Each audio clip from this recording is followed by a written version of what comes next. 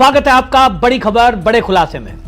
दोस्तों, Israel Iran युद्ध में ईरान के अंदर भारत के फंसे हुए छात्रों को निकालने के लिए मोदी सरकार ने ऑपरेशन सिंधु चलाया है, जिसके तहत विशेष विमानों से वहां के छात्रों को भारत में लाने का क्रम जारी कर दिया गया है।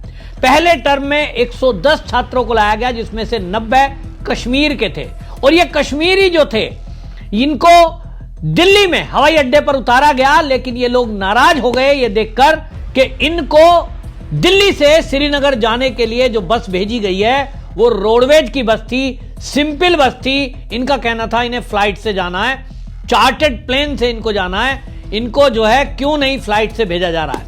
अब इसको लेकर के जब ये वीडियो वायरल हुई, एएनआई पर इन्होंने मीडिया को बुला लिया, मीडिया पर बोल दिया छात्रों ने, तो पूरे देश में इसकी प्रतिक्रिया आई। लोगों ने कहना शुरू कर दिया कि इनकी आदत खराब हो गई है।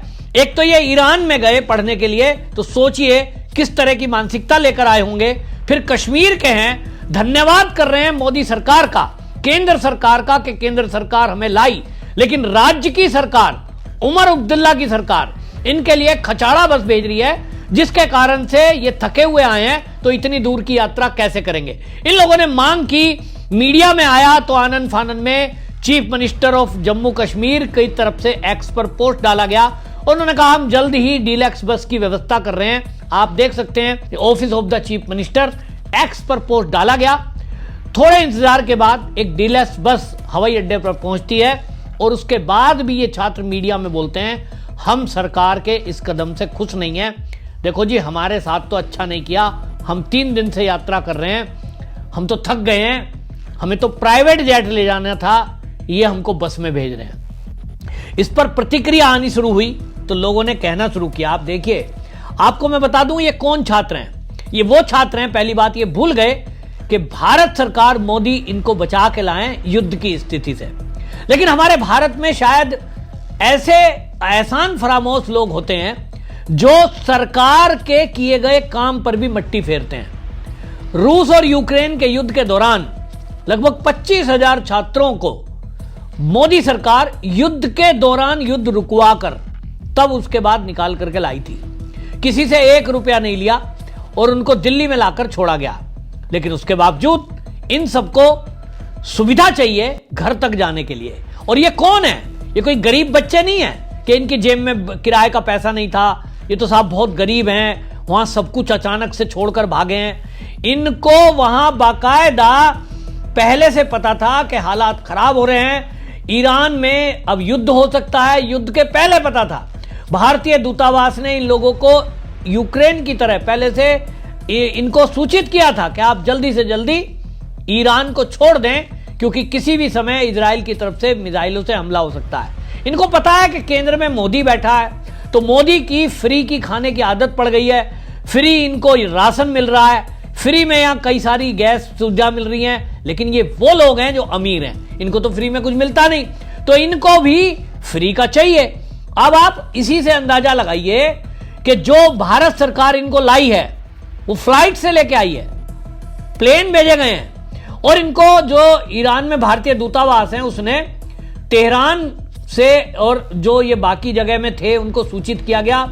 तो येरेवन में इनको कहा गया कि आप येरेवन में चलिए। येरेवन से क्योंकि उड़ान आ रही है, ईरान के अंदर से कोई भी उड़ान नहीं आ रही है, वहां से कोई भी डोमेस्टिक फ्लाइट नहीं उड़ रही है।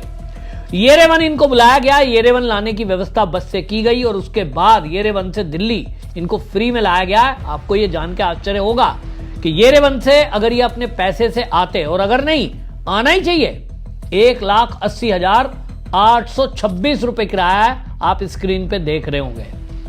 कल की डेट का टिकट अगर ये लेकर आते येरेवन से दिल्ली, तो 1,80,826 रुपए का टिकट इनको लेना पड़ता। इनकी जान बचाई, इनसे 1 रुपया नहीं लिया, लेकिन दिल्ली एयरपोर्ट पर उतरकर इनको फिर से एक और फ्लाइट चाहिए, वो भी फ्री में। जबकि आपको जान के ये भी आश्चर्य होगा कि ये वो छात्र हैं जो 25-25 लाख रुपए तो ये केवल फीस देंगे एमबीबीएस की, जो ये करने के लिए गए हैं। इसके अलावा ऐसा बताया जाता है कि एडमिशन लेने के लिए और बाकी साल में एक बार घर आने जाने का किराया अगर मिला दें तो इनका लगभग 40 से 50 लाख रुपया ये खर्च करेंगे। तो गरीब घर के बच्चे तो है नहीं, इसीलिए आदत खराब है। इनको तो फ्लाइट में जाना है, चार्टर्ड प्लेन में जाना है। दिल्ली से श्रीनगर का आज का टिकट मैंने देखा और उसका किराया जो है लगभग 10,000 रुपए आ रहा है। एक फ्लाइट 9,500 की है, एक 11 की है, एक 10 के आसपास की है।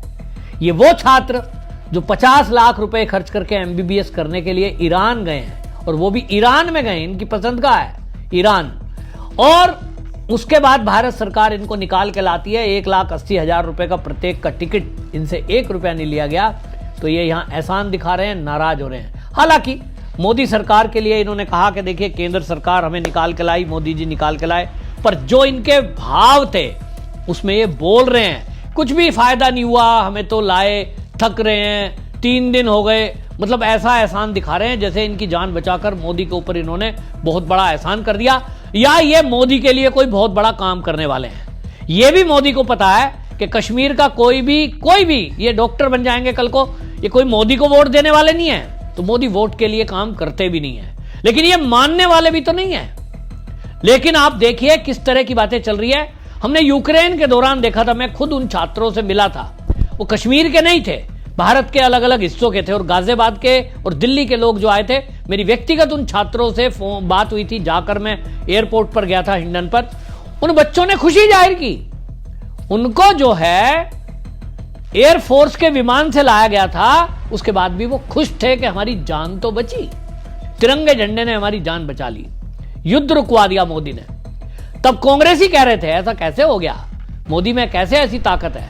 आज की डेट में भी उस ताकत को देख लीजिए कि अभी तो और छात्र आने, लेकिन सवाल ये कि ये जो एहसान फरामोशी है कुछ लोगों के खून में, ये किस तरह की बातें कर रहे हैं। इनको भारत सरकार लाई, इनका लगभग मैंने जैसे बताया आपको किराया इधर उधर सब निकाल के लगभग 2 लाख रुपए पड़ेगा, क्योंकि इनको तो डायरेक्ट फ्लाइट से लाया गया, इनको खाने पीने का इंतजाम किया गया, इनको 5 स्टार होटल में रुकने का इंतजाम किया गया, उसके बाद इनको लाया जा रहा है। और ये एहसान ऐसा दिखा रहे हैं जैसे कि जिस दिन ये डॉक्टर बन जाएंगे उस दिन तो ये देश में फ्री सेवा देंगे। कोई फ्री नहीं सेवा देगा, कोई अपना हॉस्पिटल बनाएगा, कोई क्लिनिक बनाएगा, कोई नौकरी भी देखेगा तो फिर अपनी तनख्वाह लेगा। ये कोई सेवा भावना से तो डॉक्टर बन नहीं रहा। आजकल पोस्ट डाला गया, उस पर ये जो है उन्होंने कहा कि हमें, छात्र क्या कह रहे हैं कि 3 देश की यात्रा करके हम थक गए थे, इसलिए कुछ ऐसा हो रहा है। तो कुल मिलाकर के ये सब कहा जा रहा है, और इन छात्रों को लाने के लिए जो ये सब किया जा रहा है, इसको लेकर के अब एक्स पर पोस्ट लिख रहे हैं लोग और अपनी प्रतिक्रिया दे रहे हैं, कह रहे हैं भाई इन लोगों को तो लाना ही नहीं चाहिए था, लाकर ही गलती कर दी। क्योंकि अब आप सोचें कि जिस तरह की बातें ये कर रहे हैं वो अपने आप में बताया जा रहा है कि भाई इनके दिमाग में विचार क्या चलता है। तो मोदी है भाई, मोदी तो देश के प्रधानमंत्री हैं, और वो जो है कभी भी ऐसा नहीं करते हैं कि जैसे मैंने कहा वोट के लिए कोई काम करते हो। और सरकार का ये फर्ज भी बनता है कि जब अपने नागरिक फंसे, लेकिन ये जो बच्चे हैं वो भी अमीर बच्चे, इनको इस बात की कीमत समझ में नहीं आ रही कि आपकी जान बचाई गई। अभी देखिए कुछ दिनों पहले प्लेन क्रैश हुआ, उसमें आप उनसे पूछिए जिनके घर के बच्चे चले गए हैं। युद्ध में जब कभी कोई फंसता है तो फिर उसका क्या नतीजा होता है ये भी इनको पता है, लेकिन उसके बावजूद भी इस तरह की बातें बोलना कहीं ना कहीं दिखाता है कि बच्चों को जिस तरह की बातें कह रहे हैं ये ठीक नहीं है। अब इनको लाया गया है, लेकिन अब आप देखें कि जिस तरह की बातें कर रहे हैं ये तो प्राइवेट जेट में जाने की बात कर रहे हैं ऐसा लग रहा है। और इसको लेकर के अनुपम के सिंह वो पोस्ट लिखते हैं, और वो लिखते हैं मैडम जम्मू कश्मीर से है, ईरान में पढ़ने गई थी, इनके बाप दादाओं ने कश्मीरी हिंदुओं का नरसंहार किया, फिर भी हिंदुत्व वाली सरकार इन्हें युद्ध से बचा ले आई।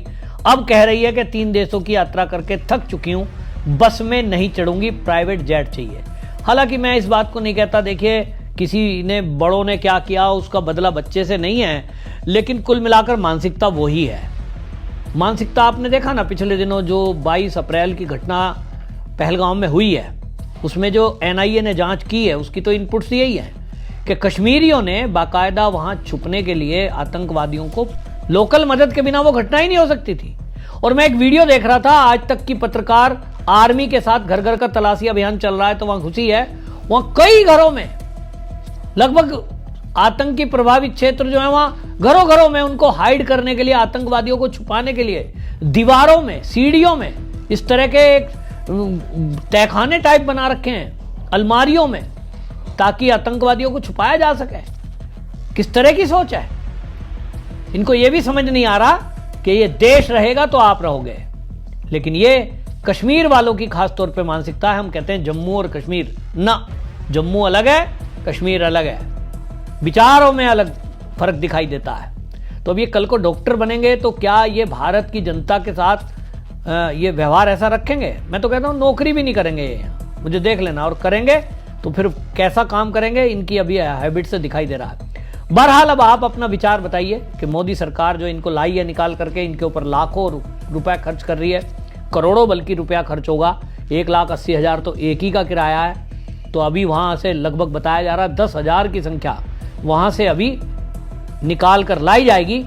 लेकिन क्या वो भी इसी तरह की सब बातें करते हैं जैसा इन छात्रों ने कर दिया कि हम तो 3 दिन से थके हुए हैं, हमें घर तक क्यों नहीं छुड़वाया गया? सवाल तो ये है कि करोड़ों रुपए ये ऐसे लोग रखते होंगे जब लाखों खर्च कर रहे हैं, तो क्या ये 10,000 रुपए, या फिर बसी में अगर चले जाते, भाई प्लेन में जाना है तो फ्लाइट से आप जाइए, 10,000 रुपए की टिकट लेते और जाते।